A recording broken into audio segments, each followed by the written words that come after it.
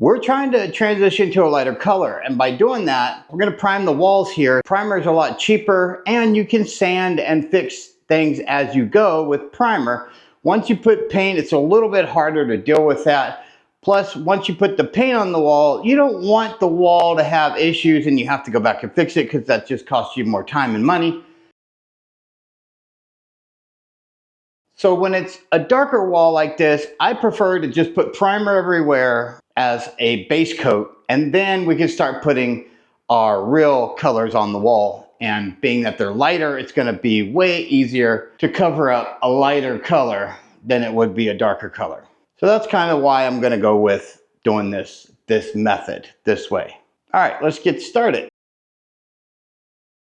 When you're sanding the wall, full circle 360 hole sander is great, but it doesn't quite do a good job when it comes to making a nice clean line at the very top around the ceiling. So I have my sanding sponge here, and I'm gonna go around the ceiling and the wall just to give it a nice crisp edge. This is a really good way to do that.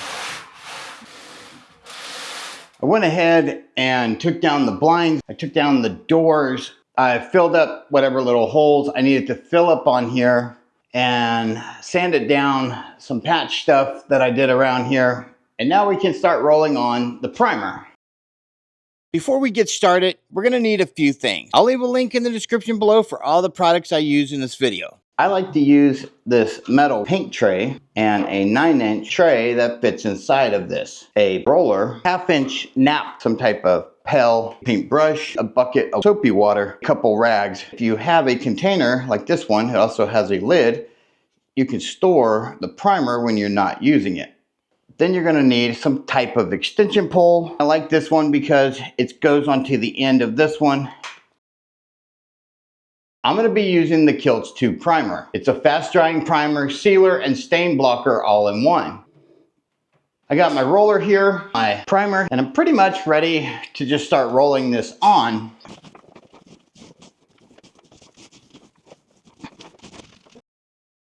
We've got all the walls primed. Now we're gonna use our sander here and just go over the walls lightly just to knock off the burrs.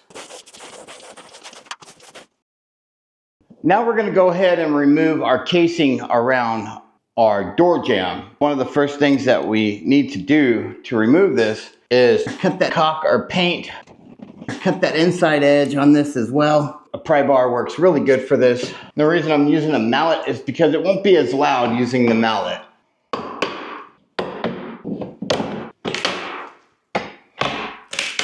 The casing's off. I have a few little staples I'm gonna get out of there.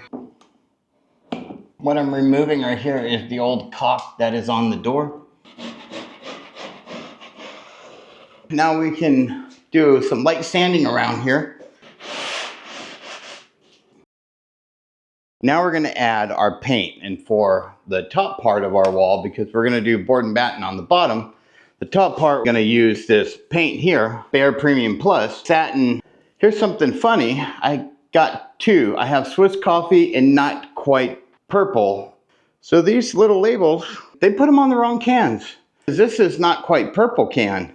They put them on the wrong can, and that's Home Depot's mistake. I just want to point that out. I don't know if they come off very easy. The Swiss Coffee is going to go on the very top. We'll roll it on, and then we'll do the cut-in. There's a particular brush I like to use because I can control it a lot better and get a nice smooth line without having to worry about getting it on the ceiling. So everybody's different when it comes to painting. I just happen to like a certain brush, and I'll show you what that brush is. This is the paintbrush I like using. It is by Wooster. What it looks like, this is a 2-inch. I always wet down my roller with water and then wring it out really good. The paint won't settle in here and make it hard to come out later. So I always do that. That's just a pro tip on how to keep these rollers looking nice so you can reuse them time after time. All right, so we have our paint tray. We're gonna load up our roller here. Once it's loaded up, we'll be ready to roll out. Now when I paint, I'm not pushing down hard on the roller. I'm just letting the roller to do the work. When you do this, you don't want to be in a big hurry. If you get in a hurry, what's going to happen, you're going to get to the top and you're going to put a whole brush mark. Just take your time. Roll it as close as you can without touching the ceiling. And that's it. Sometimes you may find a piece of dust or something that settled on there, and you just have to just get it off, put it in your water bucket, wipe your hands, and then back on it. When you're dealing with a spot above the window, it's often easier to take your brush and go across it like that. Then you can come back and roll it up and down, and you won't have any marks because of it. Now you do want to come back and look over your wall, make sure you don't have any runs, which while the paint's still wet, you can deal with runs. If you wait till later, you won't be able to deal with those runs, and you'll have to sand it off and start again. Take a trash bag, put a roller in there. That roller holds quite a bit of paint. When I go back to putting a second coat, I don't want the roller to be dried up, and I don't want to dump out all that paint because that costs money. So if you just take a trash bag, roll it up, and then you just set it to the side, it'll still be wet when you come back to do the second coat. Now I'm going to use the smaller roller. I wet it down and I dried it out already. We have to do the area right above our doorway, and I'm going to use this small roller so I can get in there a lot better with this one. I'm going to use my brush, that way I can cut in and do both.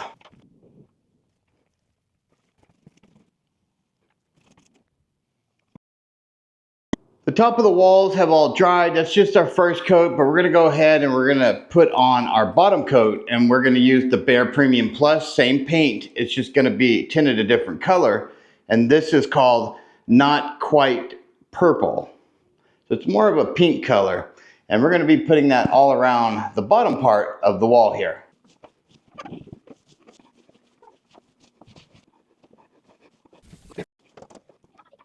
So we got the bottom half of our wall all painted up. We're just going to let this dry before we can do our last coat, our second coat. We need to go ahead and hit the walls with our 220 sandpaper just to take off any burrs, make sure it's going to be nice and smooth when we do put our second coat on. Just want to lightly sand it. Just run the paper and let the paper do its job. We're not trying to take off paint. When you're doing this, you want to go up and down. That way, when you put the paint on, you don't have any scratches going side to side. And when you're rolling on the wall, it's the same thing. You want that pattern up and down. We're now going to put on our second coat of the Swiss coffee. We're going to be doing the cut in first. So we're going to start back here towards the door area. And we're going to cut in and then go around the wall. I'm going to use my brush, and then I'm going to use my little roller.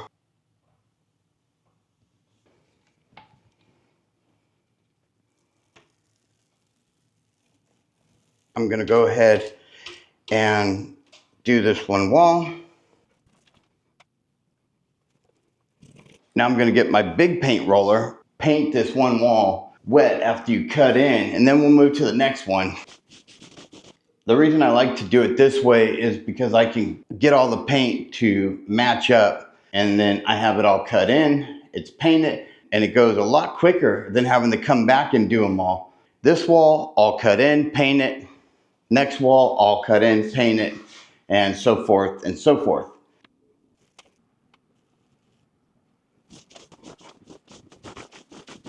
Swiss coffee is a nice color. Spot or two right here by the door, and then that's it. We got our room all painted Swiss coffee. Then we have Not Quite Purple. Now we're also going to be doing a board and batten in this series. We'll come back and paint it all and touch it all up, see what we need to do as far as that goes. But for now, just waiting on the board and batten to be done. That's going to do it for now. Make sure you like, subscribe so you don't miss any more of our videos. And we'll see you in the next one. Booyah!